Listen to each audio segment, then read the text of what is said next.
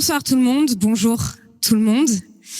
Alors, on va pas se mentir, cette rentrée est un peu décourageante, voire carrément déprimante, pour à peu près toutes les personnes qui se battent pour la démocratie, pour l'écologie, pour la justice sociale ou encore le féminisme. Les résultats des élections législatives ont été piétinés, l'écologie est invisibilisée du débat public, comme si c'était même plus un sujet. Et surtout, au milieu de tout ça, les besoins réels des Françaises, des Français sont complètement oubliés alors que la pauvreté s'aggrave dans le pays. On vient de l'apprendre avec le dernier baromètre du Secours populaire. Mais au milieu de tout ça, il y a quand même de l'espoir. Les élections législatives ont montré la puissance immense de la société civile. Elle a fait naître un sursaut citoyen puissant pour mobiliser, faire du porte-à-porte, informer inlassablement et tout faire pour que l'extrême droite n'accède pas au pouvoir. Mais nous le savons, la politique ne se résume pas aux élections et les équilibres aujourd'hui assez précaires de l'Assemblée nationale ne vont clairement pas faciliter la construction d'une société plus juste et plus écologique aujourd'hui. Et donc c'est justement la raison pour laquelle la société civile doit poursuivre ses mobilisations pour voir advenir cette société et la construire pas à pas. Alors on le sait, une partie de la bataille se mène aussi sur le plan économique. Alors, quel rôle les mouvements citoyens, les associations, les syndicats, les coopératives peuvent-ils choisir de jouer pour transformer l'élan républicain en mobilisation durable et contrer les plans de quelques milliardaires ? Comment est-ce qu'on peut articuler aujourd'hui les différents modes d'action ?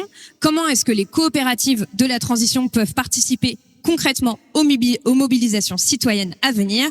C'est à toutes ces questions et bien d'autres que nous allons tenter de répondre aujourd'hui avec tout à ma droite Cécile Duflot, directrice générale de l'association Oxfam, à ma droite Maud Sarda, coprésidente des Licornes et directrice générale du label Emmaüs, à ma gauche Suliman El Moussaoui, délégué CFDT, salarié de Duralex, désormais transformé en coopérative, vous allez nous raconter ça, et juste à côté de vous, Vasco da Silva, secrétaire CSE Duralex. Alors, pour commencer cette table ronde, j'avais envie de vous poser une question générale à toutes et à tous. Comment est-ce que vous vous sentez en cette rentrée politique ? Comment ça va ? En fait, je pense que ça ne va pas si pire.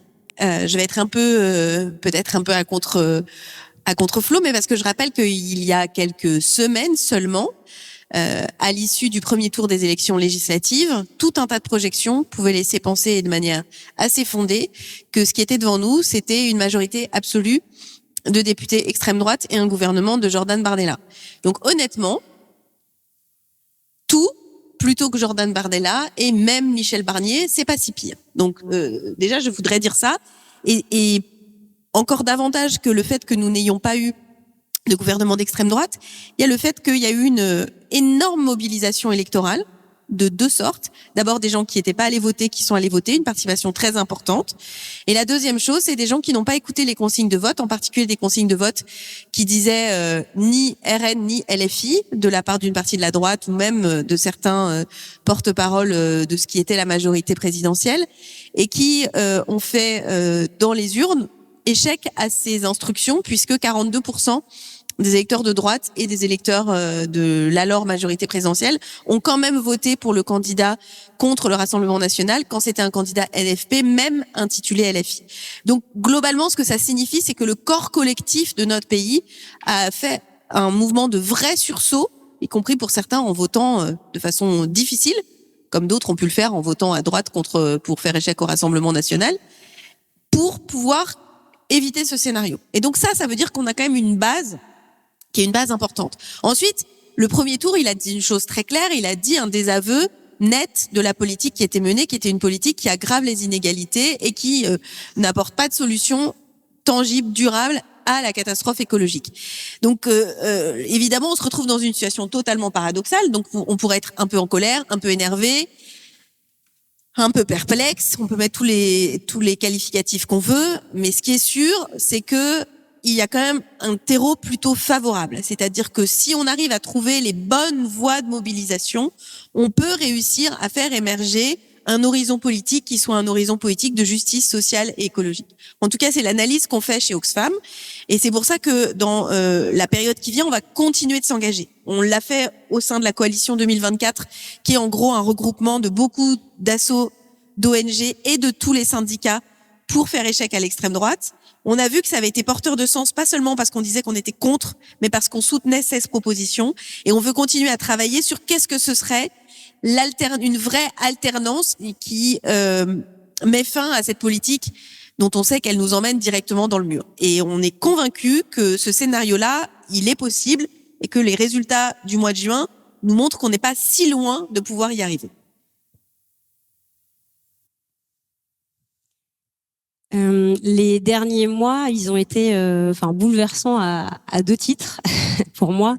Les élections, comme beaucoup de personnes, et puis l'affaire de l'abbé Pierre, évidemment. Quand on est chez Emmaüs, ça a été quelque chose, et certainement ça l'a été pour beaucoup de Françaises et de Français.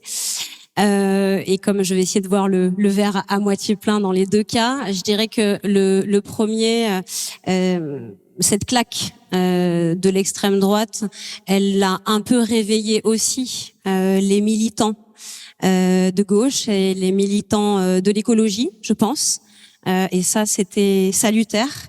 Et on parle maintenant plus que jamais de justice sociale, d'insertion, d'inclusion, de diversité. Et j'espère que cette dynamique-là, elle va s'ancrer et se transformer vraiment dans les mois qui viennent, et où nos mouvements vont vraiment s'inspirer de ce que fait le monde de l'insertion, par exemple, depuis très longtemps. Tout ça, ce sont des mondes cousins, et on peut se fertiliser. Donc c'est cette prise de conscience que j'ai trouvée très intéressante dans nos mouvements. Et puis après, l'affaire de l'abbé Pierre, j'espère que ça marque une nouvelle étape clé dans la libération de la parole. Et en tout cas, c'est un tsunami, évidemment, dans un mouvement comme Emmaüs, mais je pense que ça va aussi, je l'espère, être salutaire dans ce mouvement comme dans toute la société, pour que la parole se libère toujours plus, quelle que soit la personnalité inculpée. Suliman, Vasco, comment ça va en cette rentrée politique? Bonjour à tous, merci de nous avoir invités tout d'abord. Concernant la politique, moi j'ai pas d'opinion politique. On peut s'en prendre qu'à nous-mêmes. Fallait pas voter Macron aux dernières élections présidentielles. Voilà. Bonjour à tous. Dans la continuité de mon collègue, j'ai pas vraiment d'avis sur la politique. Je suis pas le micro un petit peu. Je suis pas venu pour discuter de politique ici, donc je suis venu pour parler de Duralex. Par contre, une chose qu'on peut souligner, c'est que la situation de Duralex est tombée en pleine période d'élection électorale européenne et ensuite législative aussi. Je pense que ça a été une bonne chose pour nous, mine de rien, que politiquement on soit dans un climat comme celui où on était, parce que beaucoup de politiques ont parlé de nous, de tous bords, et parler de nous, c'est ce dont on avait besoin pour pouvoir aboutir à un projet comme celui qu'on a créé aujourd'hui. Donc, je m'exprime pas sur la politique en elle-même, mais le climat politique nous a été favorable, il faut le reconnaître. Alors pour commencer notre conversation, Cécile Duflot, vous avez donné un entretien au Monde il y a un mois dans lequel vous dites on a besoin que la politique nationale ouvre un horizon de justice sociale et écologique. Alors, on ne connaît pas encore le nouveau gouvernement, il n'a pas encore été nommé, mais on peut imaginer qu'il va pas forcément ouvrir cet horizon. En tout cas pour le moment, c'est pas vraiment la tendance qui est donnée. Comment est-ce que vous envisagez le rôle d'Oxfam et des ONG de façon générale dans la période politique qui s'ouvre? Vous l'avez dit un peu avec la coalition 2024, mais est-ce qu'on pourrait rentrer plus concrètement sur justement comment vous voyez votre rôle en tant qu'ONG? Alors nous, on le voit de plusieurs ordres. D'abord, Oxfam, c'est une organisation qui croit au pouvoir citoyen, c'est-à-dire qui pense que si les citoyens sont bien au courant d'un certain nombre d'enjeux, ils ont une capacité à peser sur le réel et peser sur les décideurs politiques. Donc nous, on va continuer de creuser ce sillon en montrant que l'aggravation des inégalités dans notre pays, non seulement c'est pas une fatalité, mais c'est le résultat de choix ou de non-choix, mais là, en l'occurrence, de choix politiques. Et que du coup, on peut en faire d'autres. Et peut-être que, justement, le fait que le Parlement soit, et que l'Assemblée nationale soit plus diverse, ça va donner la place à des débats sur ce sujet. Donc, typiquement, la semaine prochaine, nous allons sortir un rapport sur les super-héritages qui montre que on cache le débat sur les frais de succession en disant les Français sont contre, mais en fait, il y a une inégalité extrêmement grande. et que les super héritages sont très très peu taxés. Donc je ne vous révèle pas l'intégralité de ce rapport qui sort normalement mardi prochain, mais on veut faire exister ce débat en disant bah voilà, d'un côté on dit qu'est-ce qu'il faut faire diminuer comme dépenses, est-ce que on fait baisser les remboursements de santé des affections de longue durée, est-ce que on ampute le budget du ministère de l'écologie, ou est-ce qu'on ouvre le débat sur les recettes? Et nous, on veut qu'on ouvre ce débat-là, parce qu'il est tout à fait possible. Il est un peu tué médiatiquement, mais il existe. Donc ça, c'est la première façon, c'est de continuer notre travail de donner à voir d'autres solutions qu'on peut mettre en œuvre que celles qui sont aujourd'hui à l'œuvre.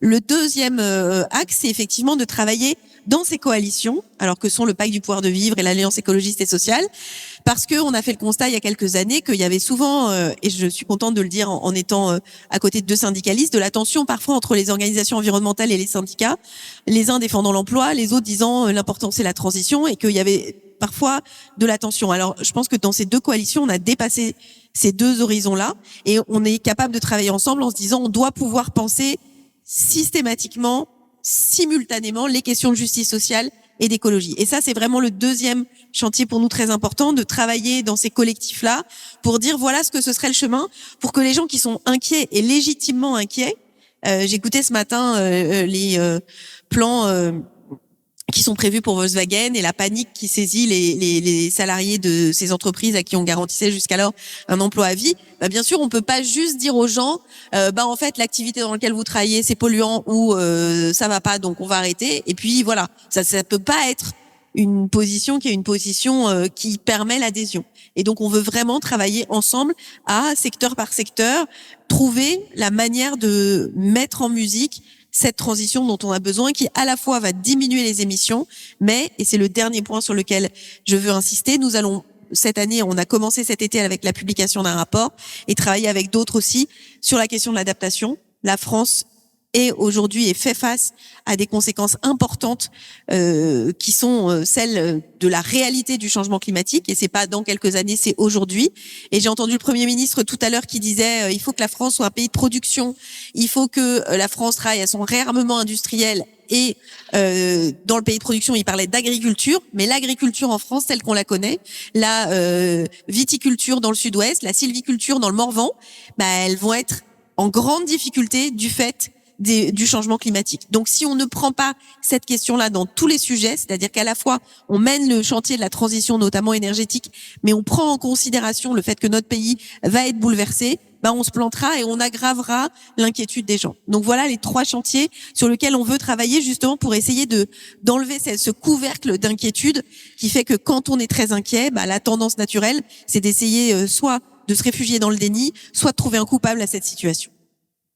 Oui, et c'est ce que vous disiez notamment avec ce rapport, c'est qu'il y avait une nécessité aujourd'hui de mettre le débat sur l'adaptation et les effets déjà présents du réchauffement climatique en France, qui est, en fait, on pense que c'est pas le cas, mais la France est très exposée au risque climatique. Vous montrez dans le rapport que il y a une grande partie de nos droits fondamentaux qui sont menacés aujourd'hui, et même là aujourd'hui on est à Paris. Par exemple, Paris est la ville en Europe dans laquelle il y a le plus de chances de mourir du fait des canicules. En fait, on est la ville la moins protégée par rapport aux canicules. Vous donnez un autre exemple, par exemple, et donc on va illustrer thématique par thématique, et bientôt on va parler de cette question des écoles maternelles.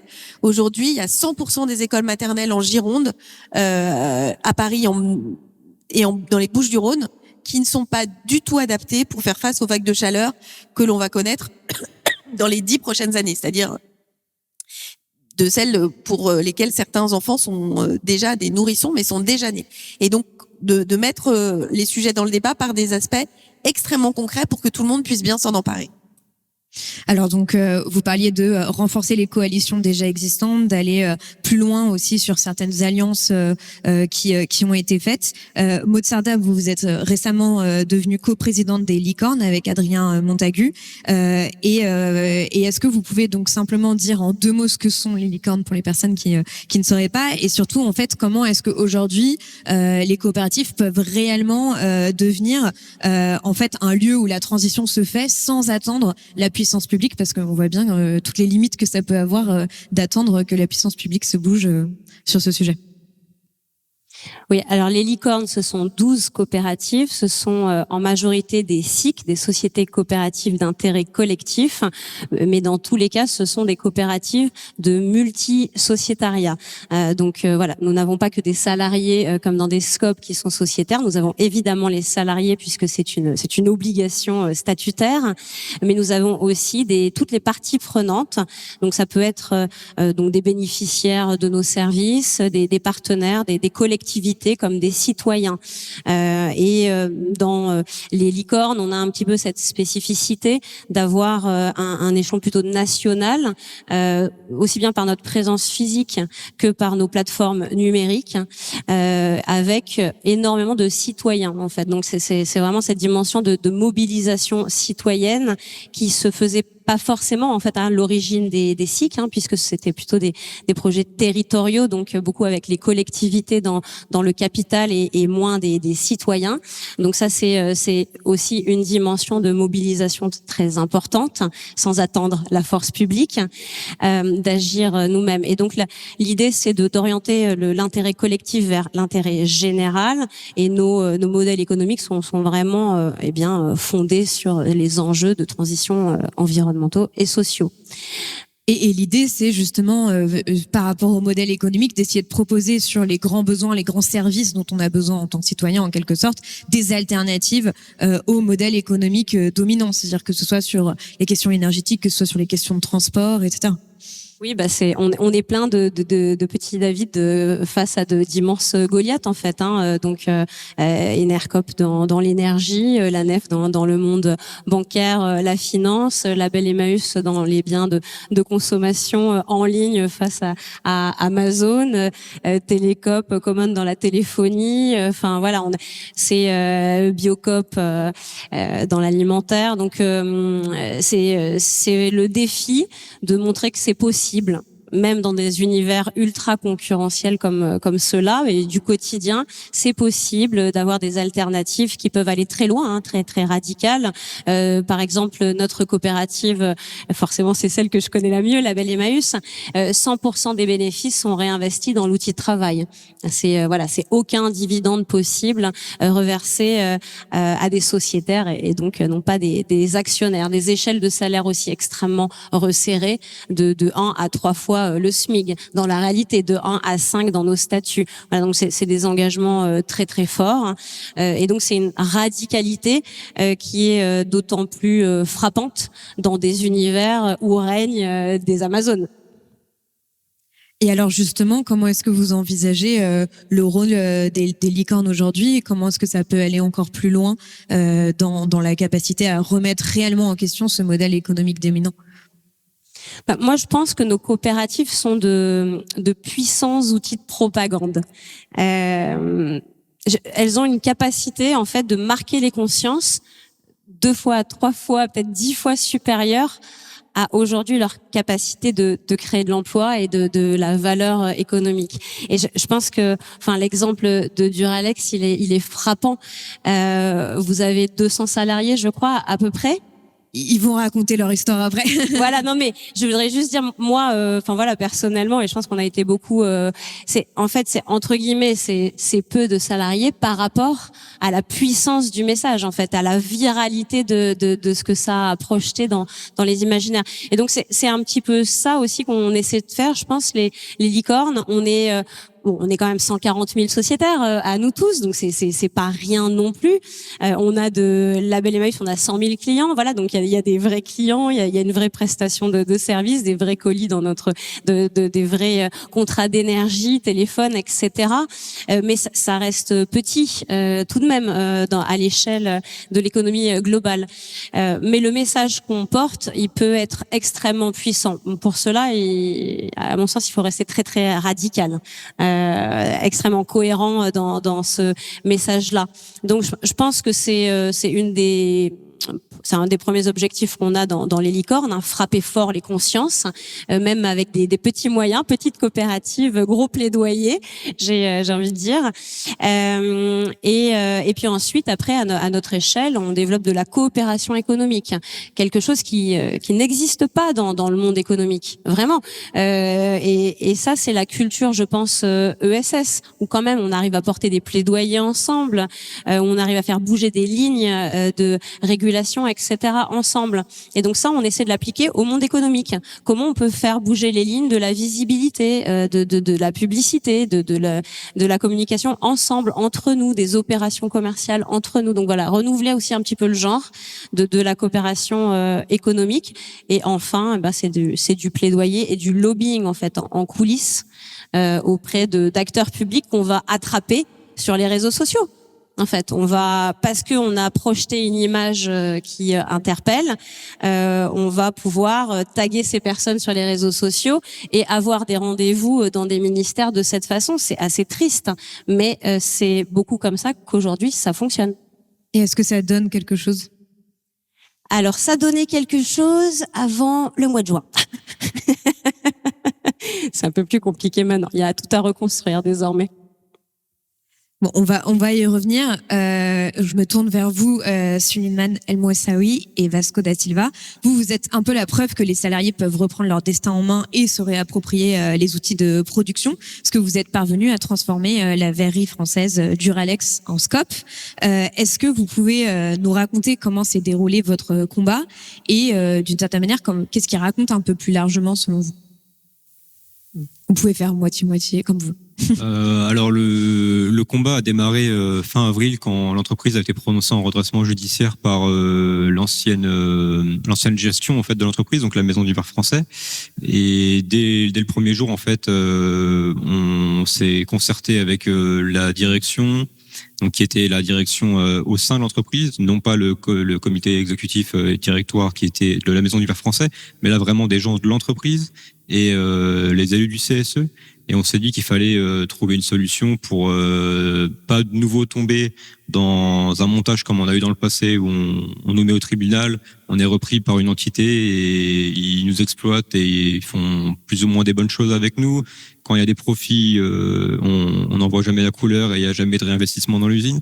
Et donc c'est de là qu'est partie l'idée rapidement de démarrer un dossier de Scope en fait pour éventuellement essayer de faire une reprise atypique par rapport à ce qui s'est fait jusqu'à maintenant chez nous et dans l'intérêt des salariés, dans l'intérêt de la marque qui est, comme on a pu le voir, chérie des Français et même de tout pays. Donc on s'est dit vraiment qu'on a été rendu à un moment pour la vie de l'entreprise où la seule solution c'était qu'on prenne en main nous-mêmes notre outil de travail et afin de pouvoir la faire perdurer le plus longtemps possible et dans les meilleures conditions possibles pour tout le monde. Comme l'a dit mon collègue, on voulait prendre notre destin en main. On voulait être acteur et plus spectateur. Après, on a eu la chance d'avoir un soutien au niveau des fédérations de Scope, notamment le délégué développement régional de l'URSCOP, région Centre-Val de Loire, Florence Delacroix, qui a su nous expliquer le fonctionnement des Scope. C'était quoi les valeurs de la Scope surtout, l'entraide, le partage. Et c'est ce qui a fait que 138 salariés ont adhéré au projet de Scope. Mais avant tout, c'est d'abord un projet industriel. C'est pour ça que on a eu beaucoup de soutien des élus locaux, régionaux, de tous bords d'ailleurs, et c'est ce qui a fait notre force. Et comment ça va se passer justement maintenant, parce que la décision du tribunal elle est assez récente de vous autoriser à devenir une Scope. Depuis le 1er août, on est détenteur de la marque, donc ça veut dire que notre priorité c'est de vendre, chose qu'on va devoir s'appliquer. Après, on sait que nous, les salariés, on est des producteurs, on sait produire, donc on demande qu'à travailler et qu'à vendre. Merci beaucoup. Cécile Duflot, vous parliez tout à l'heure justement du fait que les associations écologistes n'ont pas toujours été capables de vraiment faire alliance avec des travailleurs, des ouvriers qui se battaient justement pour se réapproprier leurs outils de production ou parce que leur usine elle est délocalisée et parfois on a tendance aussi à pointer du doigt des personnes qui vont travailler dans des métiers polluants, dans des usines pétrochimiques ou autres.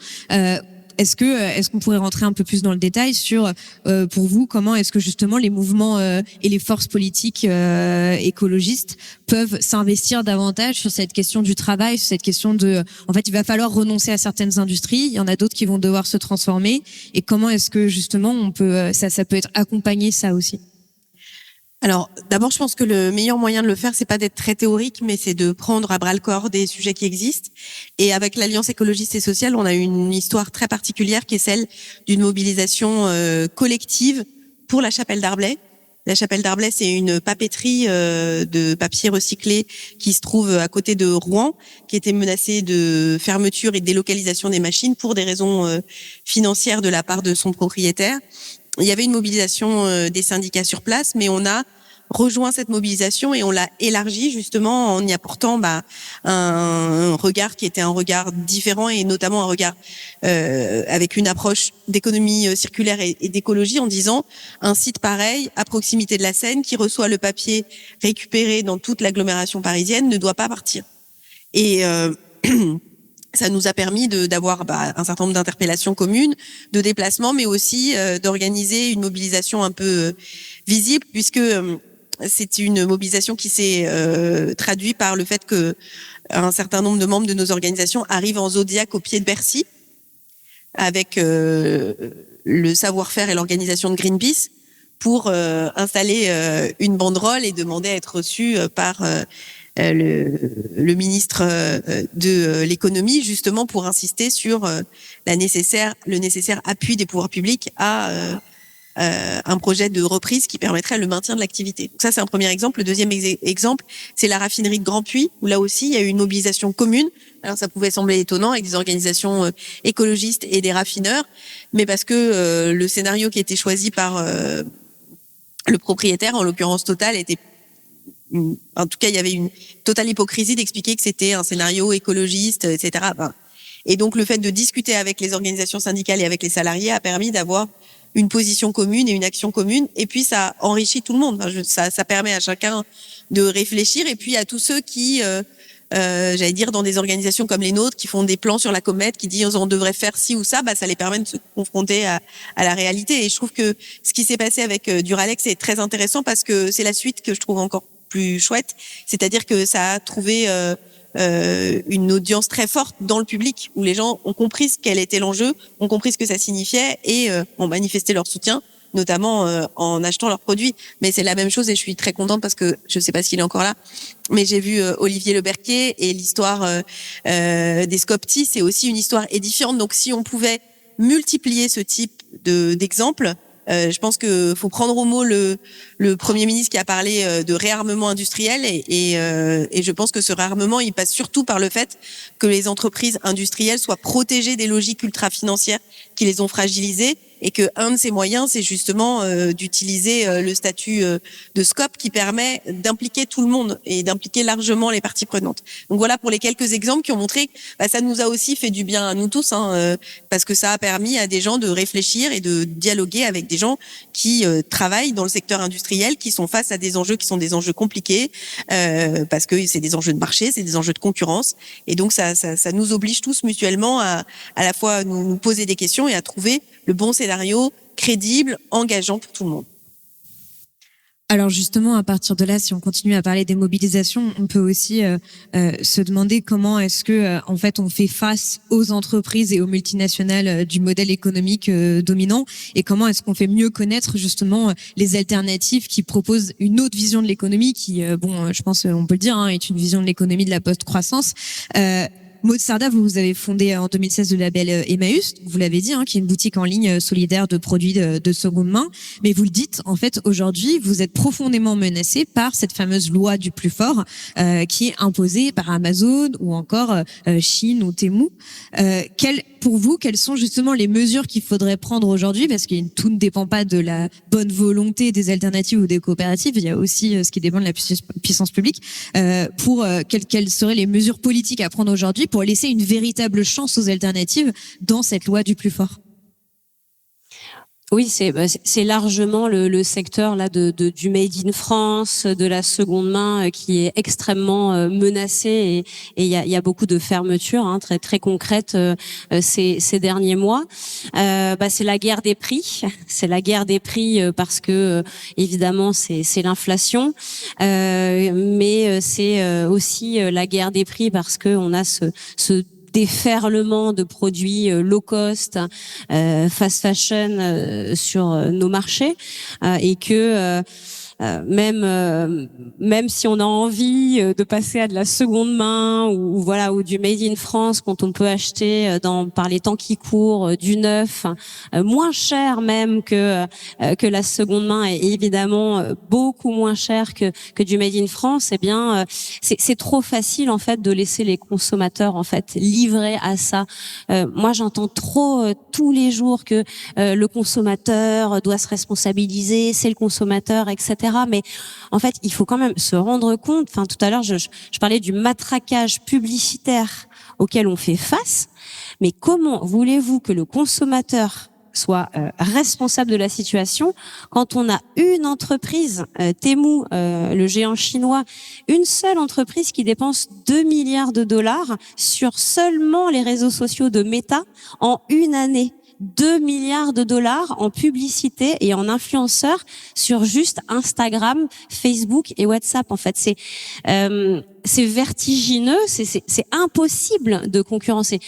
Temu, moi j'ai été moi-même matraquée partout où je pouvais aller sur internet, qui ne l'a pas été. En fait, ils ont quand même réussi, il faut se rendre compte, et ça fait un peu plus d'un an qu'ils sont arrivés sur le marché français. Ils sont déjà dans le top 10 des sites e-commerce. Ils ont déjà 13 millions d'utilisateurs en France. C'est voilà, donc on peut continuer à dire que non, il ne faut pas protéger les entreprises parce que ça va limiter l'innovation ou c'est le consommateur, etc. Voilà, donc c'est de la franche hypocrisie. Franchement, même je n'arrive même pas à comprendre qu'on laisse faire ça. Je n'y arrive pas à comprendre. Je pense que c'est des intérêts peut-être géopolitiques, j'imagine, parce que sinon la Chine va arrêter d'acheter, je sais pas moi, le cognac de Charente ou je ne sais quoi. Enfin franchement, comment c'est possible qu'on laisse faire ça?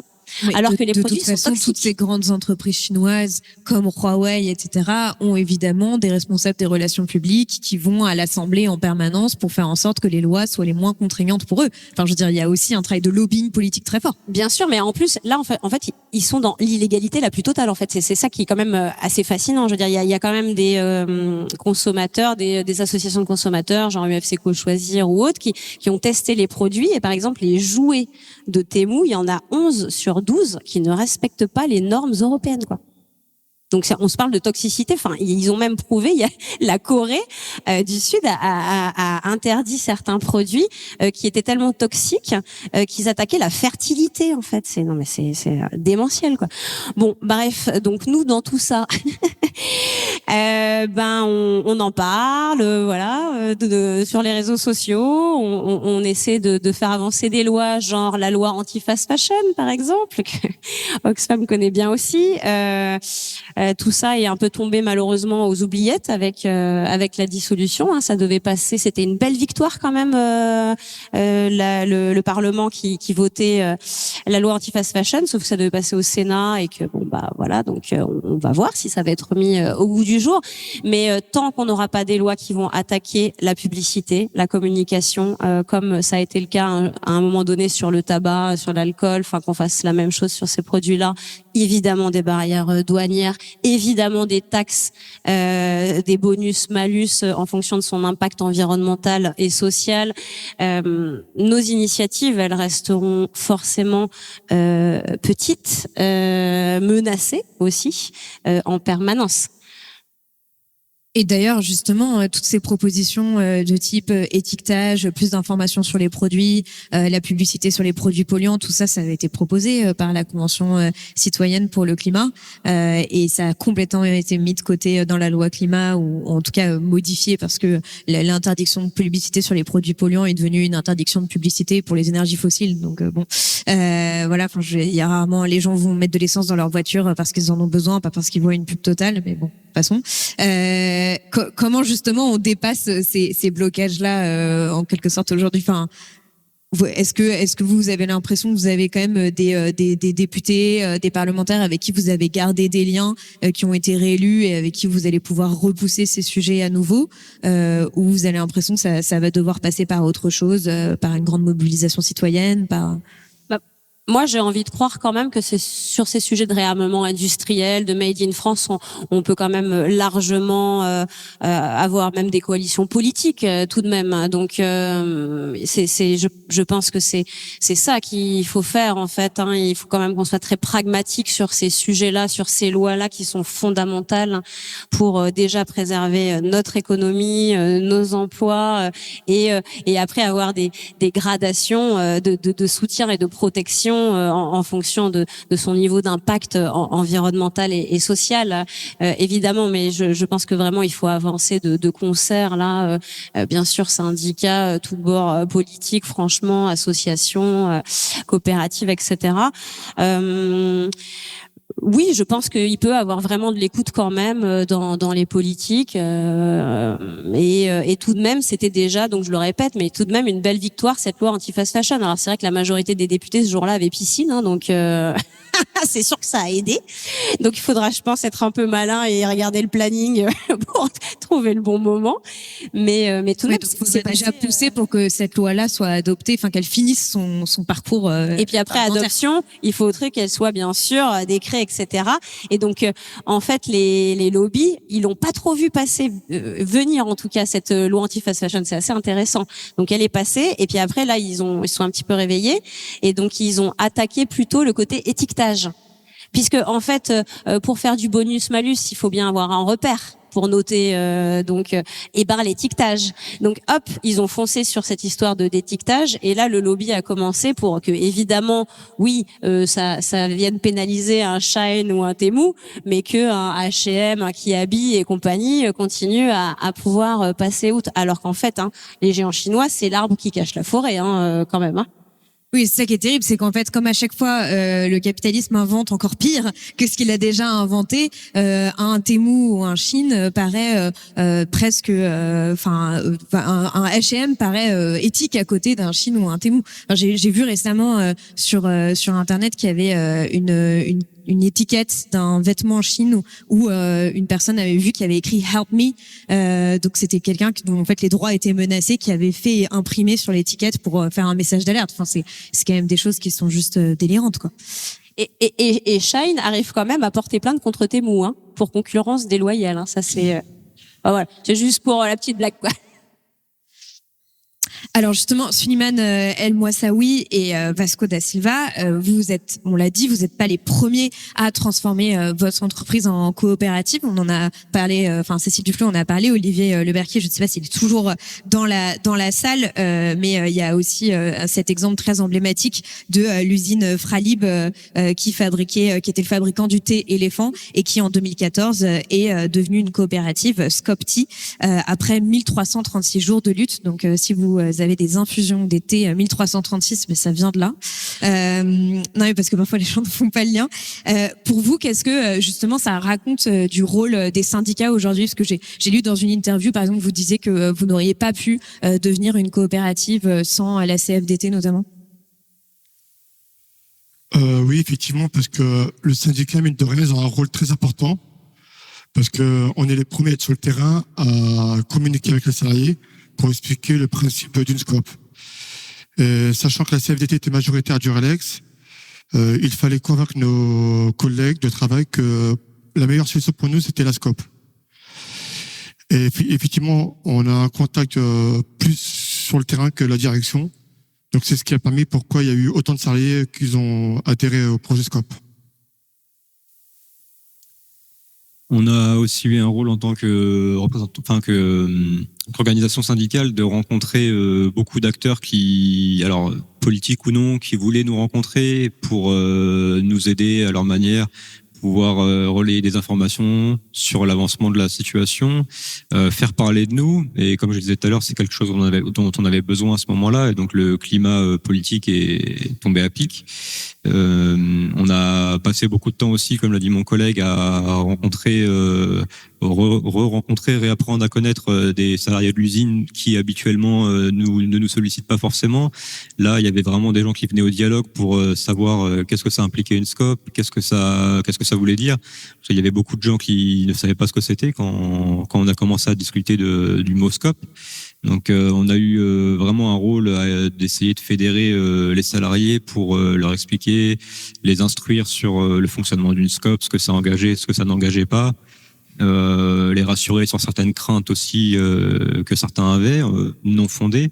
Donc ça a été du boulot syndicalement et on a je pense beaucoup aidé dans la création du dossier de la scope. Et donc pour vous, vous considérez que c'est vraiment aussi une question d'information qui est clé, c'est-à-dire qu'il y a trop peu de salariés qui sont au courant des différents autres modèles économiques et donc justement des coopératives qui peuvent leur permettre de garder leurs emplois. Enfin, c'était vraiment cette question d'information que ça a joué. Oui, il y a des gens qui n'avaient jamais entendu parler du mot scope et je pense que c'est pas non plus quelque chose qui est inhérent à chez nous. C'est malheureusement certainement le cas dans plein d'autres boîtes en France. Et c'est quelque chose qui, je pense, est maintenant aujourd'hui mis au grand jour grâce un peu à notre nom. Comme ça a été dit tout à l'heure, on n'est pas une grosse boîte, on est niveau taille une PME, 228 salariés, mais on a eu un tsunami médiatique juste par notre nom en fait, la marque Duralex qui est connue de partout. Et ça, je pense que le fait d'avoir maintenant, depuis le 1er août, le nom Duralex avec Scope à côté, ça peut avoir un impact sur le futur d'autres entreprises qui pourraient se retrouver dans notre cas ou même dans un cas complètement différent, comme ça a été dit sur le débat de tout à l'heure, d'une société qui fait du bénéfice mais n'en ferait pas assez pour son actionnaire et qui déciderait de fermer une entreprise qui est pérenne.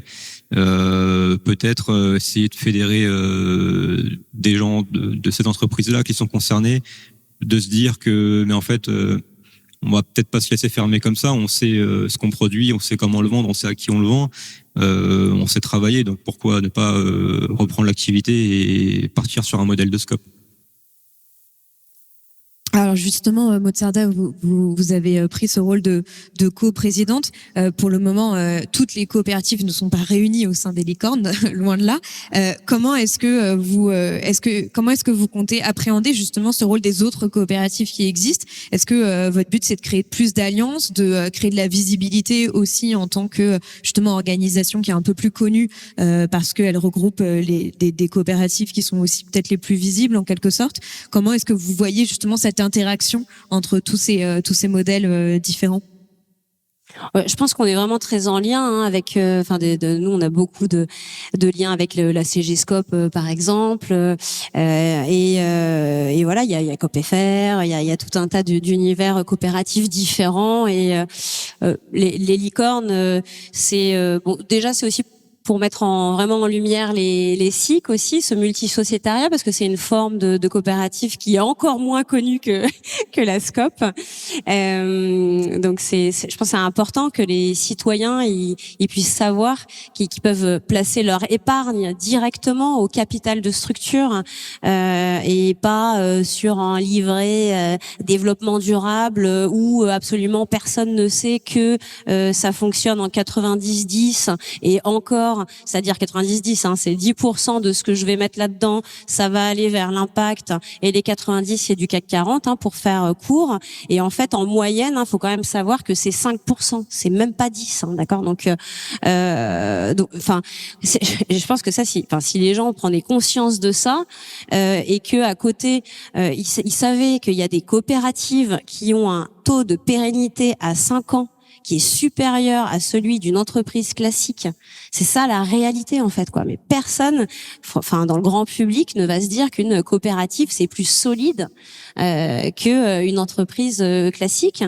Et il il y a tellement à toucher c'est les gens, alors aussi bien les travailleurs qui pour qu'ils puissent savoir qu'il y a quand même cette option qui est possible, qu'à un moment donné, s'ils se fédèrent ensemble, ils peuvent peut-être sauver leur boîte et se réapproprier leur outil de travail, mais en même temps, voilà, tout un chacun, tout épargnant, et ça, c'est une puissance énorme. Enfin, l'épargne en général, et l'épargne solidaire, c'est tout petit. L'épargne solidaire, c'est 26 millions à peu près d'euros sur des milliards, je crois, je sais pas, 10 milliards à peu près, non, l'épargne salariale au global. Voilà, donc il y a vraiment à capter des fonds aussi, vers nos structures. Alors, Cécile Dufaux, vous parliez de tous les chantiers à venir pour Oxfam. Quels sont les chantiers sur lesquels vous avez le sentiment que vous allez avoir besoin d'une véritable mobilisation citoyenne pour que ça fonctionne? Parce qu'on a commencé en parlant des législatives et de ce sursaut citoyen. Je pense qu'il y a aussi beaucoup de gens aujourd'hui qui sont découragés, mais en même temps qui sont prêts en fait à y retourner, mais qui savent pas vraiment vers où aller, pourquoi, comment, avec qui, en quelque sorte. Donc, comment est-ce que vous aimeriez justement redonner un peu de vitalité à ce mouvement qui a existé? Ben, je pense qu'il y a les deux dimensions. Il y a la dimension collective dont je parlais avec une vision générale, et je trouve que l'existence de ces collectifs, le travail en commun entre toutes ces organisations est très utile. Et puis ensuite, je crois que nous, on proposera, mais on peut parfois aussi soutenir d'autres, des mobilisations ciblées sur certains sujets. Parce que même si le modèle des coopératives est un très bon modèle, on doit pouvoir aussi faire en sorte l'immense majorité des entreprises dites classiques convergent en termes de lutte contre les inégalités en plafonnant les écarts de salaire, c'est ce que nous proposons, convergent sur la gouvernance en faisant rentrer des salariés au CA. Et notre proposition, nous, c'est que ce soit la moitié du conseil d'administration de ces entreprises qui soit composé de salariés, ce qui va singulièrement colorer les débats au sein du CA, mais aussi de travailler sur tout ce qu'on appelle le reporting extra-financier. Alors c'est un peu une formule un peu barbare, mais ça veut dire de considérer que la performance d'une entreprise, elle ne se juge pas exclusivement sur ses résultats financiers, mais elle est aussi inscrite. Alors ça a commencé par l'inscription de la raison d'être dans la loi Pacte, mais je pense qu'on peut aller plus loin, et à ce titre-là, on soutient aussi beaucoup tout ce qui est fait au sein du mouvement Impact France, qui rassemble beaucoup d'entreprises de toute nature, et notamment des entreprises privées classiques qui veulent justement s'imposer à elles-mêmes, mais aussi plus largement qu'on dise que ça doit faire partie des règles communes des entreprises. Donc je pense que il me semble important qu'en lien avec tous ceux qui travaillent dans ce domaine, on puisse continuer comme on l'a fait avec la loi Fast Fashion, comme on l'a fait avec la loi sur la responsabilité des entreprises donneuses d'ordre. C'est la loi qui a été votée longtemps après, mais inspirée par la tragédie du Rana Plaza et l'effondrement de cette usine textile qui en fait accueillait des employés qui travaillaient pour beaucoup de marques d'entreprises françaises, en disant en fait vous devez avoir une responsabilité sur la manière dont travaillent vos sous-traitants ou les sous-traitants de vos sous-traitants. En gros, c'est vous les clients finaux et vous pouvez pas vous dédouaner de votre responsabilité en multipliant les sous-traitants. Et d'ailleurs, je tiens à dire qu'au nom de cette loi, nous avons porté plainte contre la BNP dans une action qui vise à faire reconnaître sa responsabilité dans l'inaction, dans une forme d'inaction climatique de sa part, puisqu'elle continue d'investir dans des fonds et de soutenir des entreprises qui sont des entreprises fortement émettrices de carbone, et notamment des entreprises dans les énergies fossiles, et en très particulier dans le pétrole et dans le charbon. Donc, il est pour nous très important qu'on puisse à la fois avoir cette vision et ce combat collectif, mais ensuite aller de manière très séquencée sur des sujets très particuliers, ou sur des dossiers spécifiques comme la Chapelle Darblay, ou comme Duralex, ou comme des futurs Duralex, pour être au soutien de ces initiatives-là, de pas laisser les gens se débattre tout seuls, mais les inscrire dans un récit collectif. Et je partage ce qui a été dit sur l'importance de Duralex. Duralex, je sais pas quel est le taux de notoriété de votre marque, mais c'est genre presque 100%, quoi. Voilà, c'est ça. Une marque qui est connue par 100% des Français, il y en a pas énormément non plus. Et donc, c'est très précieux parce que du coup, le lien, il se fait tout de suite. Et je pense que ça va pouvoir ouvrir plein de trappes de réflexion à plein d'autres personnes. Donc moi, je voulais vous dire merci au nom de tous ceux qui mènent ces combats-là, parce que vous allez sacrément, enfin j'espère que pour vous tout va bien se passer, que ça va être aussi une source d'épanouissement pour les salariés, mais ça va beaucoup aider au combat collectif et à la visibilité, parce que bien sûr, et là faut être très lucide sur les moyens qu'ont les associations, les organismes comme les nôtres, qui veulent essayer de montrer qu'il existe des alternatives, et puis ceux qui veulent défendre le modèle actuel et voire gagner sur ce modèle extrêmement prédateur, qui peuvent avoir des milliards à dépenser pour s'insinuer partout. Et je suis complètement d'accord sur le fait qu'on sort du discours de responsabilisation des consommateurs. Il faut savoir que vous connaissez l'empreinte carbone, c'est-à-dire combien vous émettez de carbone individuellement. C'est une donnée qui a été fabriquée par les pétroliers pour dire, en fait, c'est pas un problème de nous, les émissions, c'est un problème des consommateurs. C'est un peu la même logique que les marchands d'armes qui veulent pas qu'on interdise les armes, qui disent c'est pas l'arme le problème, c'est la personne qui la tient. Mais en fait, dans les pays où il y a moins d'armes, il y a moins de morts par arme à feu. Donc je pense que c'est la même logique pour nous, c'est de remettre la responsabilité là où elle se trouve, c'est-à-dire au sein des entreprises qui doivent engager leur transition, y compris en interdisant, par exemple, une distribution de dividendes au sein des entreprises, aux actionnaires des entreprises qui sont pas sur un scénario conforme à l'accord de Paris. Mais en allant plus loin, oui, tout ce qui peut être mis en place pour mettre des règles du jeu pour toutes les entreprises qui permettent de mettre tout le monde à égalité, et notamment d'interdire une forme de prédation par la publicité, par exemple, c'est quelque chose qui est très important. Il faut pas laisser les consommateurs seuls et leur dire c'est de leur faute, ou les consommateurs aiment donc tout va bien. On est un pays où on réglemente énormément, et je crois qu'on a besoin, l'être humain a besoin de cette contrainte. Je pense que le meilleur exemple, alors s'il y a des gens qui m'ont déjà entendu, je le dis souvent, donc peut-être qu'ils ont l'impression que je radote, c'est possible, mais quand Volvo invente la ceinture de sécurité 3 points, ils trouvent que c'est tellement génial, un seul geste, pas très cher, et une baisse de la mortalité lors des accidents de la route considérable. Donc ils ne déposent pas de brevet. Ils disent à tous les constructeurs automobiles, allez-y, vous pouvez faire ce truc, c'est le meilleur compromis, efficacité, simplicité, sécurité. Alors déjà, il y a très peu de constructeurs qui s'en emparent, mais ensuite, ça devient une option, donc on peut l'acheter en option. Il faut demander au moment où on commande la voiture qu'il y ait une ceinture. Et pour que les gens portent cette fichue ceinture, il a fallu rendre ça obligatoire, mais que si on le fait pas, on subit une amende et un retrait de points. On est une espèce particulière qui, pour sauver sa propre vie, a besoin qu'on l'y oblige et qu'on le menace. Bon, dont acte. On pourrait avoir une grande réflexion sur le pourquoi du comment, mais c'est la réalité. En conséquence de quoi, je pense que, y compris pour les consommateurs, d'avoir un certain nombre de réglementations qui rendent pas des choses qui nous détruisent aussi faciles d'accès, aussi peu chères, parce qu'au final, elles sont pas du tout peu chères. Ça me semble une bonne politique. On laisse pas en vente libre du poison. Et en fait, la fast fashion, quelque part, c'est du poison. Il y a plein d'autres types de consommation qui sont du poison collectif, qui contribuent à l'épidémie de cancer, qui contribuent au dérèglement climatique et à mettre en péril l'habitabilité de la planète. Donc, on a la légitimité de considérer que la puissance publique peut réglementer une partie de ces activités. Il faut pas être timide. Et là, pour le coup, la diversité de l'Assemblée nationale nous permettra d'avoir des dialogues avec les uns et les autres et de voir qui fait quoi, qui dit quoi, qui vote quoi et qui va à la piscine.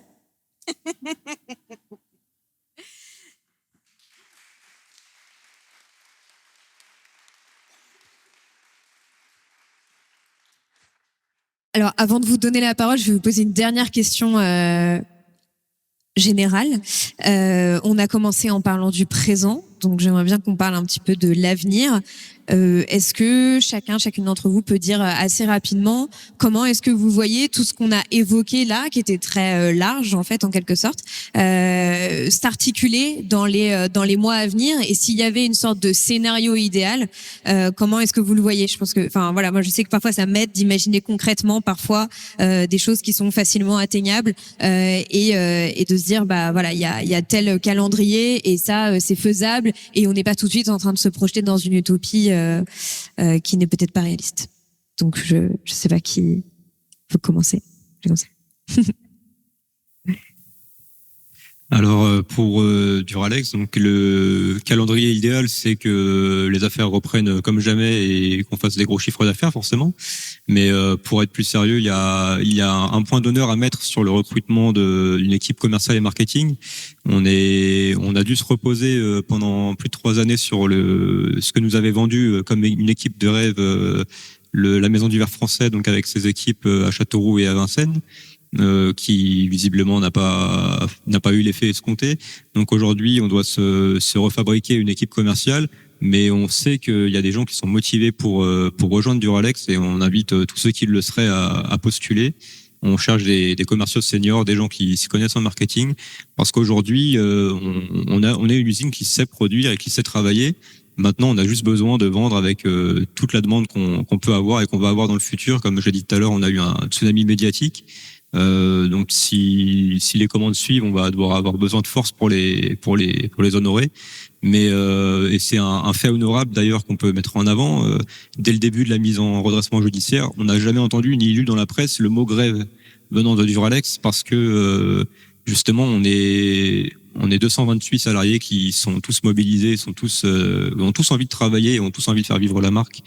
Donc voilà, pour le calendrier, on va dire les grosses lignes, et maintenant les plus petites lignes pour l'avenir de Duralex, c'est grâce au modèle de la SCOP justement pouvoir mettre des sous en réserve et investir dans l'outil parce que c'est quelque chose qui est nécessaire pour une usine comme la nôtre et qui a été négligé pendant plus de 10 ans, pendant même 15 ans.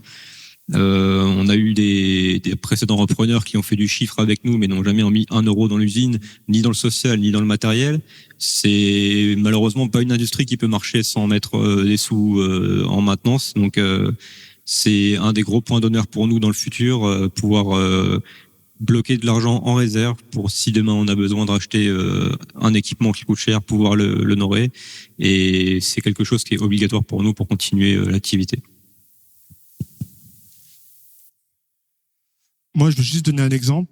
Le fait qu'on soit une SCOP, récemment, il y a l'entreprise Poulain qui m'a contacté, car elle envisageait justement de faire une SCOP au cas où il n'y avait pas de repreneur. Et il y a eu un bon dénouement pour eux, ils ont été repris par Andros. Donc ça, c'est une bonne chose. Après, concernant la SCOP, on voulait vraiment mettre en avant que on part de très très loin, parce que notamment la fédération des SCOP, au début, ne croyait pas à notre projet. On a su les convaincre, mais ça a pris beaucoup de temps. Et le deuxième point, c'est concernant le gouvernement. On trouvait qu'il n'y avait pas d'équité pour nous, salariés du Duralex, et avec un des futurs repreneurs.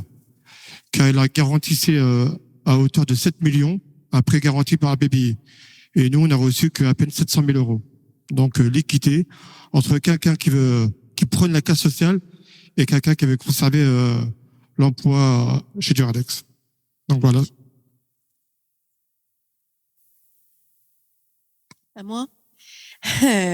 Moi, je crois qu'il faut qu'on réussisse à reprendre aussi la conversation publique. Enfin, on est souvent en défense sur un certain nombre de sujets, alors qu'en fait, c'est plutôt nous qui détenons une partie des solutions. Enfin, quand bien même on écoute l'agenda de l'extrême droite ou de la droite qui va être celle du Premier ministre actuel, en fait, ils sont assez désarmés par rapport à la situation parce qu'on a beau expliquer réarmement ceci, réarmement cela, on va pas faire reculer l'océan par l'autorité, on va pas empêcher les glaciers de fondre, on va pas empêcher les inondations. Donc, avoir un discours très clair sur ce qu'on peut faire, sur comment on peut produire autrement, comment on peut produire à proximité, comment on peut vendre différemment aussi. Je crois qu'il y a un vrai espace pour ça et qu'on a la responsabilité de raconter ça. Alors c'est pour ça que je redis que Duralex est un bon exemple parce qu'il faut prendre des exemples très concrets. On est dans un moment où la parole publique a quand même été un peu dévoyée parce que il y a eu beaucoup de promesses, peu de résultats, que le résultat des élections donne un gouvernement qui semble pas en cohérence avec le résultat des élections et ça peut donner aux gens qui sont mobilisés pour voter un sentiment de désaveu et que la démocratie sert à rien. Donc je crois qu'il faut redonner de la crédibilité à ce qu'on propose et notamment sur les questions budgétaires. Alors c'est un peu moins fun Mais là, on va être tous écrabouillés par 5,6% de déficit, peut-être même 6,2. Ah là là, où est-ce qu'il faut couper? Où est-ce qu'il faut couper? Où est-ce qu'il faut couper? Et nous, par exemple, à Oxfam, on dit, en fait, pardon, mais on peut aussi avoir des nouvelles recettes. Plutôt que enlever le financement des allocations longue durée, on pourrait réfléchir à la taxation sur les super profits. Et d'ailleurs, une grande partie de l'Assemblée était favorable. Ensuite, Bruno Le Maire s'était bien sorti pour amoindrir le truc et faire un décret encore plus effacé. Mais on a des options. Et donc, je pense qu'il faut être assez confiant dans notre capacité à gagner certaines batailles. Et pour ça, il faut qu'on les raconte de manière très simple et très compréhensible et qu'on soit pas en défense.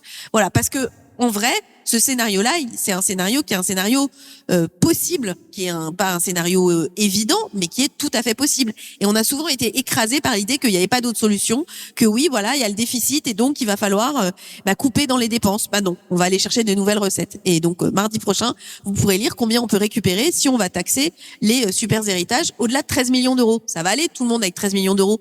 Les gens qui héritent de 13 millions d'euros, ils sont détendus. Bon, du coup...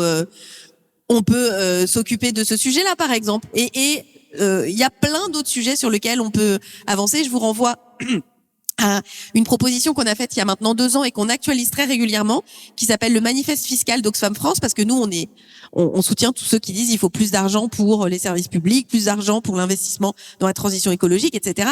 Mais la question souvent, c'est de dire d'accord, mais on le prend où cet argent? Et sur ce manifeste, on dit comment on récupère. Alors de tête, la dernière version, c'est 88 milliards par an, en étant absolument indolore pour tous les gens qui touchent moins de 2500 euros net individuellement. Donc, une immense majorité des gens. Et ceux qui n'applaudissent pas, c'est ceux qui gagnent plus de 2500 euros net. Alors, ce sera pas beaucoup, mais un peu quand même. Il faut dire les choses. Et ça, c'est intéressant parce que justement, ça rouvre des perspectives. Et on pourrait très bien imaginer qu'on ait aussi des services publics qui soient beaucoup plus dimensionnés pour appuyer les entreprises de taille moyenne et intermédiaire et les salariés et les syndicats qui veulent reprendre ces entreprises en scope. Parce qu'il y a Poulain, mais il y en a plein d'autres qui peuvent être confrontés à ce genre de situation. Et que ce soit pas une bataille homérique, mais que ça puisse devenir simple, ça peut tout à fait s'organiser. Il y a des banques publiques dont normalement c'est la mission, pas de soutenir uniquement des startups qui vont ensuite être revendues, mais de pouvoir travailler avec l'économie réelle, avec les entreprises du quotidien. Donc tout ça, c'est vraiment des choix politiques. Et donc à partir du moment où c'est des choix, on peut les faire. Et je pense que si on s'empêche de les faire, c'est aussi parce qu'il y a vraiment l'idée de démoraliser. Et ça peut nous arriver à tous, d'être un peu démoralisé, se dire mince, de se sentir écrabouillé par tous ces enjeux. Mais si on relève la tête, on constate qu'on est quand même beaucoup plus nombreux que les quelques-uns, voire les très peu, pour ce qui concerne les milliardaires, qui aujourd'hui achètent des journaux pour essayer de nous expliquer ce qu'on doit penser. Mais si on décide de pas obéir à ça, en fait, on a une latitude d'action qui est bien, bien, bien plus large que tout ce qu'on peut imaginer.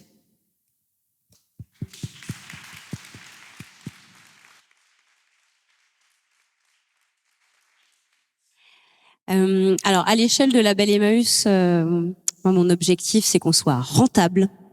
Voilà.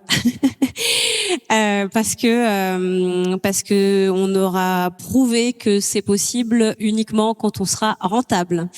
Ça fait partie du pari. Et ça, je lâcherai pas. J'espère bien qu'on fêtera nos 10 ans en fêtant notre rentabilité et en même temps notre indépendance financière. Donc, il reste plus que 2 ans, donc va falloir. Allez acheter les vêtements dont vous avez besoin à Label Emmaüs. Je précise bien dont vous avez besoin.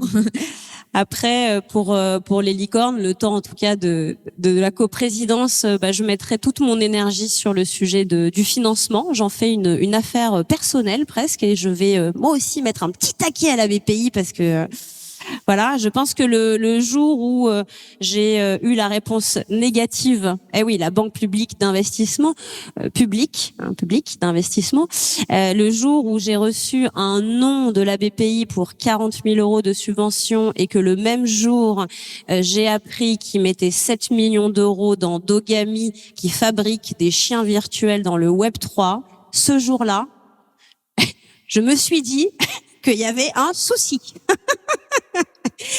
Et donc, on les lâchera pas. les banques publiques, Caisse des dépôts, Banque des territoires, voilà, c'est la même chose. BPI doivent jouer leur rôle auprès de l'ESS et auprès des coopératives.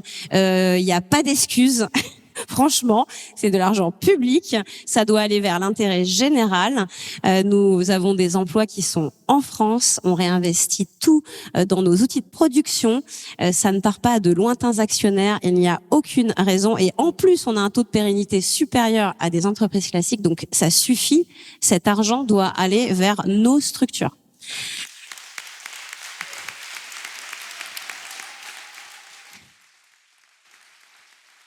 Et en plus, ils peuvent pas dire qu'il n'y a pas d'argent puisqu'il y a un petit article qui est passé cet été où on a retrouvé 6 milliards d'euros à la BPI. Voilà, c'est alors ça c'est 6 milliards, on a retrouvé, voilà, bon. Et puis voilà, ça sera déjà pas mal si on fait ça et après de continuer sur cette lutte des imaginaires. Je pense que on tient un truc quand même sur cette question-là et donc qu'on soit autant dans le faire que dans le faire savoir. On en parlait tout à l'heure. C'est vraiment tellement important que nos organisations de l'ESS, nos coopératives passent autant de temps à faire qu'à faire savoir, communiquent, plaidoyer, réseaux sociaux, influenceurs. Il faut absolument que on parlait même de monter un divertissement, mais pourquoi pas on n'aurait pas une émission de divertissement avec des chroniqueurs, avec des humoristes où on parlerait que de nos sujets avec je suis sûre qu'on pourrait faire beaucoup d'humour sur nos sujets. Voilà. Peut-être que ce sera un projet pour Blast qui va rejoindre les licornes, je sais pas. Je ne m'avance pas. On va passer aux questions. Vous devez sûrement en avoir. Donc il y a un micro qui va circuler. Je vous mets juste en garde sur le fait que si vous posez une question pas trop longue, il y a un maximum de personnes qui vont pouvoir poser des questions et donc ce sera plus démocratique. Ça ressemblera un peu plus à la société qu'on a envie de faire émerger. Voilà. Bonjour, Cécile Bourdon, citoyenne, militante. Ma question pour Duralex, c'était, vous dites qu'il a fallu expliquer beaucoup aux gens qui ne connaissaient pas, les salariés qui ne connaissaient pas la SCOP. Mais justement, la question que je me pose, c'est qui chez vous a eu cette idée? À quel moment ça a émergé en situation de crise? Qui a pensé à ça?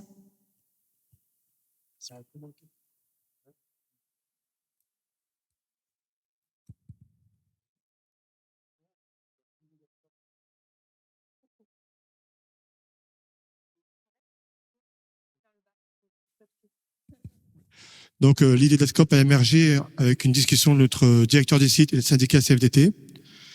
Et justement, c'est grâce au réseau CFDT qu'on a pu rentrer en contact avec la déléguée régionale du développement région Centre-Val de Loire et Île-de-France. Et l'idée qu'on voulait, c'est que vraiment qu'on sauve Duralex. C'est vraiment ça notre ultime combat, avant tout.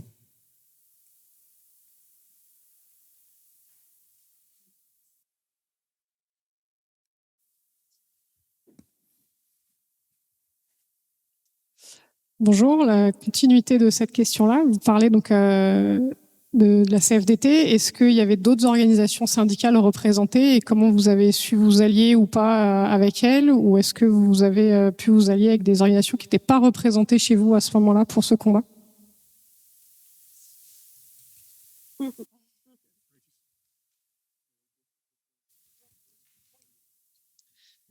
Alors, comme je l'ai dit plus tôt sur un des passages dans la discussion de tout à l'heure, on a eu donc une discussion avec tous les élus du CSE, donc qui n'est pas constitué que d'élus CFDT. On a aussi la CGT et FO qui est représentatif chez nous.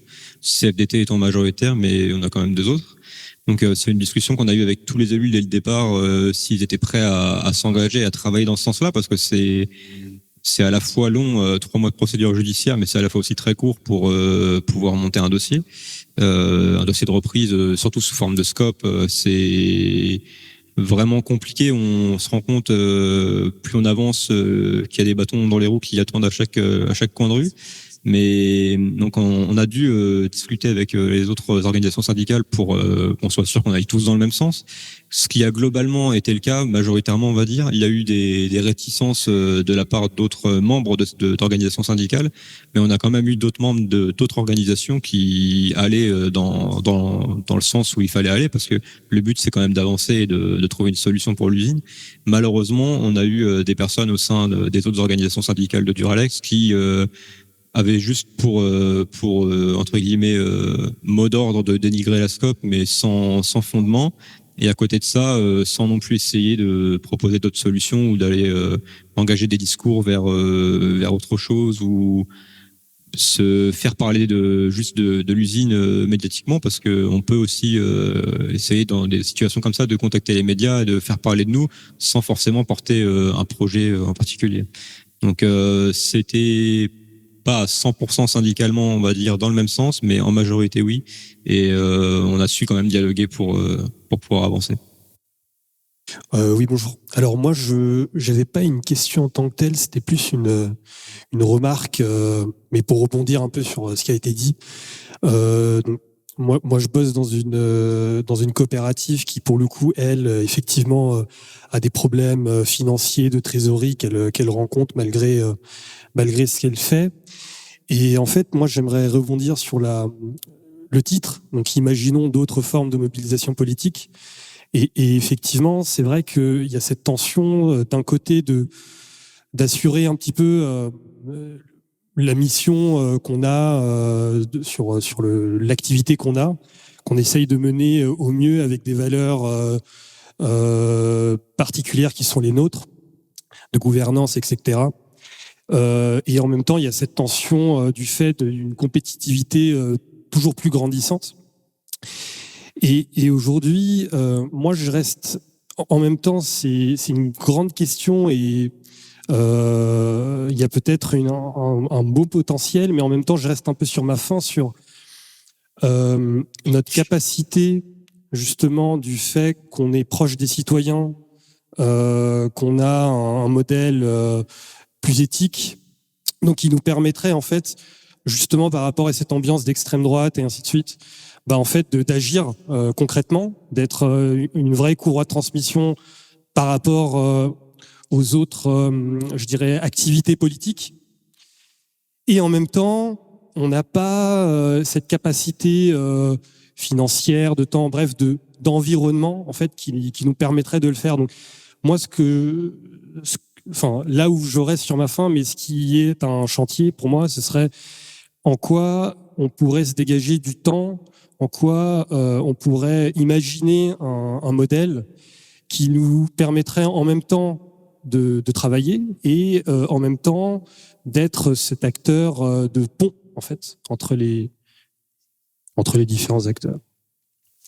Alors, peut-être qu'on n'est pas tous dans effectivement les mêmes univers au niveau, en tout cas, je pense de Label Immuse et des licornes. On n'est pas forcément tous de très très grosses structures, avec un opérationnel qui va nous aspirer pas mal aussi, mais c'est partie intégrante de notre modèle que de faire du plaidoyer et de dégager du temps pour ça.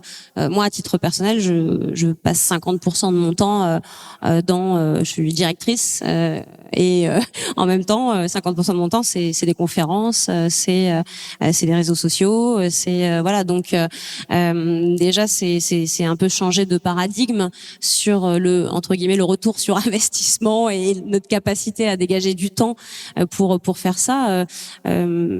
Je pense qu'on fait pas ce travail pour le salaire, on le fait pour changer le monde et changer notre économie. Donc ce temps-là, il faut absolument qu'on arrive à le prendre. Après, les outils, on les a. Enfin, les outils de mobilisation, ils sont là. Une coopérative typiquement de multi-sociétariat, une association, permet tout à fait de mobiliser les citoyens sur des combats qui sont bien autres que économiques, y compris sur une entreprise. Et j'avais une question suite à l'intervention des personnes présentant la transformation de Duralex en SCOP par rapport aux rapports, aux relations entre les syndicats et le monde de l'ESS en général. Si j'ai bien compris, il y avait quelques réticences de certains syndicats vis-à-vis du passage en SCOP. Et je trouve ça un peu dommage. Et je voudrais savoir qu'est-ce qu'on peut faire, en tout cas collectivement, qu'est-ce que peut faire les licornes pour favoriser ce lien et parce qu'on a tellement d'opportunités de transformer des sociétés de type Duralex en SCOP ou en SCIC, que je trouve ça dommage que le monde du salariat, le monde du syndicalisme s'empare pas de ces opportunités pour aller vers le monde de l'ESS, quoi. Et donc aussi, je nous interroge en tant que licorne pour créer des passerelles avec le monde syndical pour que la culture de l'ESS incrémente quelque part le monde syndical. Voilà. Alors il y a, en tout cas pour la CFDT, c'est quelque chose sur lequel le syndicat est réceptif. Le passage en création en SCOP, on a été soutenu dès le départ. On a forcément consulté notre idée, donc l'union départementale du Loiret. On a été soutenu donc dès le départ. Eux là-dessus, ils sont très ouverts. Après, il y a d'autres syndicats qui pour diverses raisons, ne sont pas forcément pour la SCOP, pour le principe de SCOP en lui-même ou de SIC, de coopérative. Je vais pas citer de nom, mais je vais pas citer de nom de syndicat, mais il y en a qui ont pour créneau de taper sur le patron. Si demain l'ensemble des salariés sont les patrons, sur qui on va taper. Donc, je n'ai pas cité de nom. Non, après je pense que c'est des mentalités qui doivent changer, mais en soi il faut aussi instruire peut-être certaines organisations syndicales, certaines unions départementales et essayer de monter sur des réseaux de discussion avec les syndicats pour vraiment parler de ce que c'est une SCOP, de ce que ça peut être une SCOP ou une SIC, et du fait que fondamentalement ça peut permettre de sauver des entreprises qui sont pérennes mais qui sont peut-être amenées à être fermées parce que un autre site ailleurs en France marche un peu mieux, donc on va se débarrasser de celui-ci. Donc non, il y a des choses à faire avec un modèle de coopérative, et il faut que ça rentre dans les mentalités pour certains syndicats. Pour d'autres, c'est déjà le cas, mais il y a encore du travail là-dessus à ce niveau-là aussi. Oui, bonjour. Alors je voulais vous demander, alors merci beaucoup Souleymane et Vasco d'avoir été là aujourd'hui, puis vous découvrez aussi le monde coopératif, donc j'espère qu'on vous donnera envie d'adhérer aux licornes, mais ça va dépendre aussi de nous. Je voulais savoir aussi quelle était la résistance parmi vos salariés à devenir sociétaire. Comment vous allez gérer ça, et aujourd'hui vous avez combien de sociétaires déjà dans votre scope? Alors là, actuellement, on est à 138 sociétaires qui sont rentrés au capital à hauteur de au minimum 500 € et au maximum 2000 €.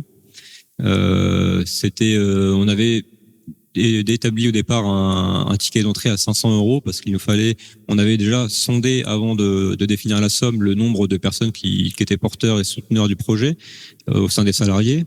Donc on s'était dit qu'idéalement il nous faudrait un capital de 50 000 € en fonds propres des salariés, qui ensuite serait doublé par la métropole d'Orléans, par la région, pardon. Et pour au final arriver à un capital de 100 000 €, ce qui était en fait un chiffre symbolique qui nous permettait déjà d'avoir un poids et de pouvoir aller voir des organismes bancaires avec ce chiffre-là en tête de 100 000 € de capital, dont la moitié levée par des ouvriers majoritairement. Donc c'est pas des gens qui gagnent des gros salaires, mais qui ont mis la main à la poche pour pouvoir porter ce projet. Et ensuite, on a établi un ticket d'entrée maximal pour éviter des disparités énormes entre divers actionnaires, associés, pardon. Et dans tous les cas, peu importe la somme qui a été mise par les associés, donc que ce soit 500 ou 2000 €, il y a une personne, une voix. Donc au niveau des associés.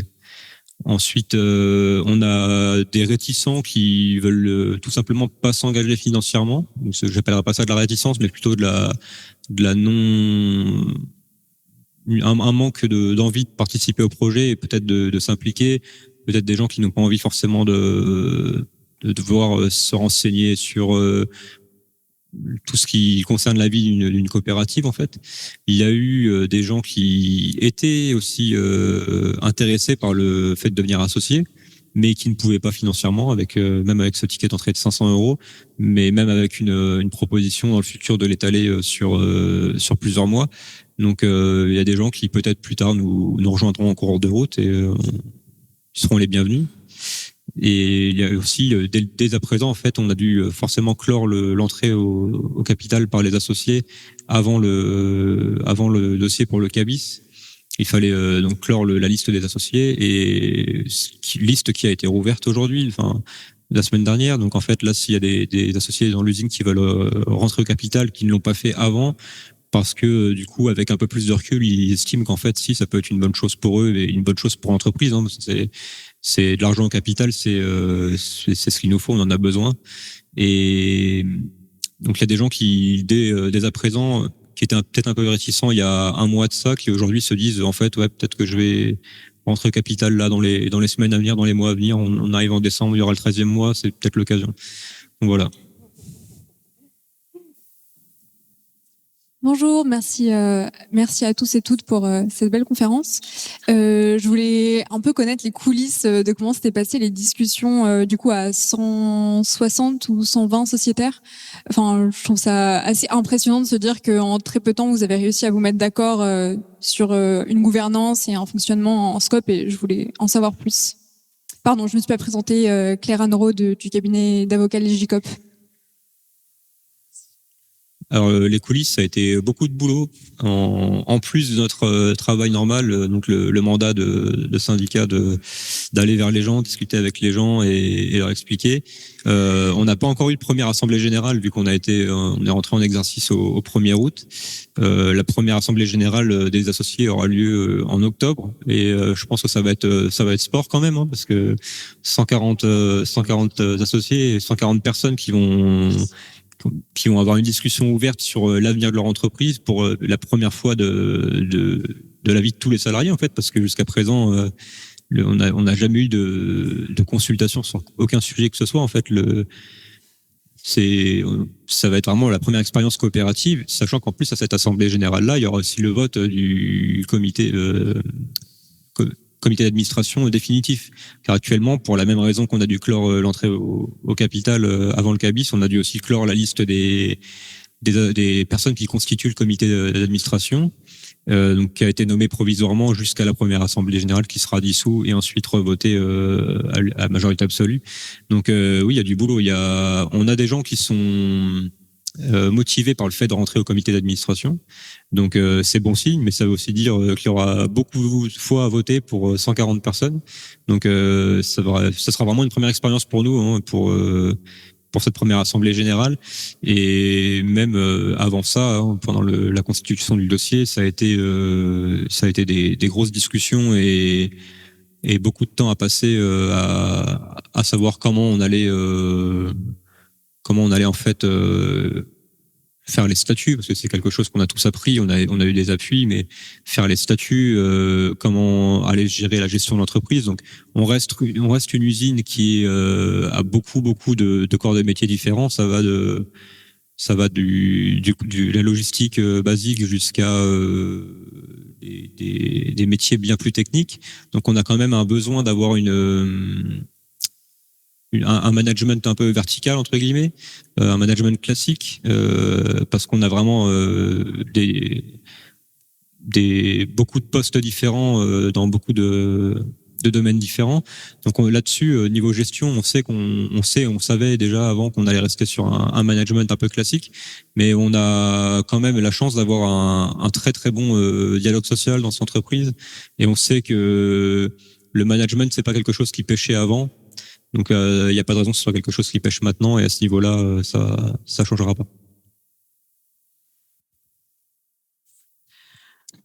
Oui. Bonjour, Valérien, je suis gérant de magasin Biocop en Scope dans le sud de la France, du côté de Montpellier. Je voudrais changer un petit peu de sujet.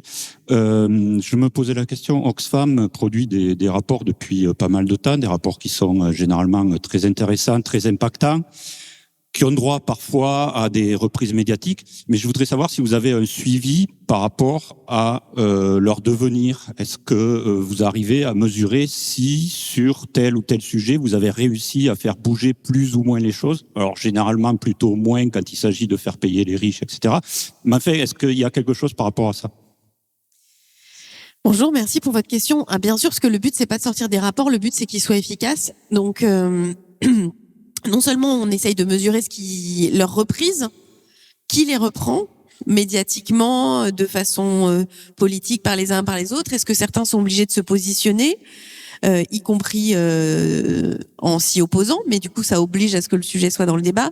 Et pour donner un exemple, notre plus beau succès récent, c'est le rapport qui est sorti sur le plafonnement des écarts de salaire. Donc, Oxfam défend l'idée d'un salaire maximum, dans un premier temps entreprise par entreprise. Et il se trouve que c'était l'époque où il y avait des grandes manifestations contre la réforme sur les retraites, et le président de la République pouvait plus se déplacer librement. Donc en fait, il faisait des sortes de visites surprises. Et un matin, il est arrivé en hélicoptère à côté du marché de Dole. C'était le jour où on a sorti le rapport. Et en se promenant sur le marché, il y a un monsieur entre deux pendrillons de vêtements qui lui dit: est-ce que vous trouvez pas qu'il y a des patrons qui sont vraiment trop payés, et est-ce que vous pensez pas qu'il faut faire un salaire maximum? Alors, nous, quand on a vu la vidéo, on s'est dit, mais qui est ce monsieur? Surtout que le président de la République a dit que oui, lui aussi, il était choqué, et que vraiment, il trouvait qu'il y avait des salaires qui étaient beaucoup trop élevés. Mais qu'il pouvait rien faire. Et on pouvait pas espérer mieux, parce que du coup, ça nous a permis de rebondir et d'expliquer comment on pouvait faire, et qu'avant le salaire minimum, il n'y avait pas de salaire minimum, et que pour l'instant, il n'y a pas de salaire maximum, mais il pourrait très bien y en avoir un. Et pour info, l'idée, c'est que on pense, de façon assez avérée, que le fait que les salaires s'envolent des dirigeants des grandes entreprises, notamment du CAC 40, est très lié au fait qu'ils ont une stratégie très financière pour leurs entreprises pour maximiser la distribution de dividendes pour leurs actionnaires, et qu'il y a une espèce de pacte tacite entre les hauts dirigeants et les actionnaires qui est pas bon pour les entreprises et pour la justice sociale. Donc typiquement là, on avait réussi, on a cherché à retrouver le monsieur pour savoir comment ça se fait qu'il parlait de notre rapport. Et en fait, il était abonné à notre newsletter, et il l'avait lu le matin avant d'aller faire son marché. Donc voilà, là je pense que c'est notre meilleur coup des 5 dernières années. Mais donc on mesure ça. La manière dont c'est repris, et puis évidemment le fait que ça fasse bouger des choses. Donc dans l'histoire d'Oxfam, on a contribué avec d'autres à faire mettre en place de manière encore limitée, mais la taxe sur les transactions financières. On a réussi à faire avancer le débat sur la transparence des salaires. Alors Bruno Le Maire a menti en disant que c'est bon, il l'avait intégré dans la loi Pacte. Nous, on veut une transparence des écarts de salaire par quartile, c'est-à-dire les 25% les moins payés, les 25% juste au-dessus, pour qu'on puisse voir quand les salaires évoluent, si c'est tous les salaires qui évoluent, ou si en moyenne les salaires augmentent, mais en fait tous les salaires stagnent, sauf les 10% des salaires les plus élevés qui augmentent énormément. Ce qui fait qu'en moyenne tous les salaires augmentent. Typiquement, ce genre de choses, je pense qu'on pourra le gagner, de faire la transparence, et ensuite ça permet aux syndicats dans les entreprises de pouvoir améliorer leurs négociations une fois qu'ils disposent de ces éléments-là. Mais oui, on fait très attention à l'efficacité de ce qu'on produit, et par exemple, là il y a un chemin qu'on a pris depuis un certain temps, c'est de rendre nos rapports le plus accessible possible, parce qu'on s'est rendu compte qu'on avait parfois un vocabulaire compréhensible, alors sûrement ultra facilement dans cette salle, mais vraiment par une catégorie de gens déjà ouverts à nos sujets. Typiquement, je parle de salaire maximum. Nous, on parlait de plafonnement des écarts de salaire. Le plafonnement des écarts de salaire, ça parle pas forcément à tout le monde. Donc voilà, on a aussi un travail sur notre vocabulaire, la façon qu'on a de s'exprimer pour rendre nos messages lisibles, et puis des gens avec qui on travaille, des médias avec qui on travaille, des vidéos qu'on produit. Voilà, on a aussi un recul sur est-ce que la manière dont on a d'exprimer, de mettre en lumière nos rapports est quelque chose qui atteint sa cible. Après, on va pas vous mentir, notre dernière victoire, c'est d'avoir créé un fonds de soutien aux organisations féministes des pays du Sud au sein de l'Agence française de développement. Alors c'est un plaidoyer qu'on menait avec d'autres organisations depuis des années, sans succès, et en 2019, ça a pu être le cas, et ça a été mis en œuvre, et ça fonctionne bien. Mais pour le reste, sur les questions justice fiscale, justice sociale, faut se dire les choses assez franchement, ça a été assez hermétique depuis les 7 dernières années. Voilà. Merci, c'est la fin de cette table ronde. Merci beaucoup à toutes et à tous d'être venus.